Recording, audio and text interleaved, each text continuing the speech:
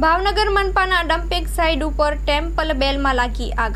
પ્રાપ્ત થતી માહિતી મુજબ આજ રોજ ભાવનગર શહેરના કુંભારવાડા વિસ્તારમાં આવેલ સોલિડ વેસ્ટ વિભાગના ડમ્પિંગ સાઇટમાં બન્યો આગનો બનાવ। ડમ્પિંગ સાઇટમાં રહેલ ટેમ્પલ બેલમાં અચાનક આગ લાગતા ટેમ્પલ બેલ સળગી ઉઠ્યું છે। આગની જાણ ફાયર વિભાગને થતા ફાયરનો કાફલો ઘટના સ્થળે દોડી આવ્યો હતો।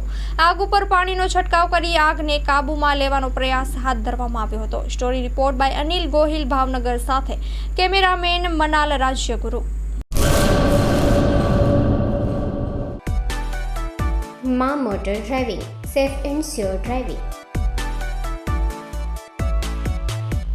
ડ્રાઇવિંગ એ શોખ સાથે આપની મોટી જવાબદારી પણ છે।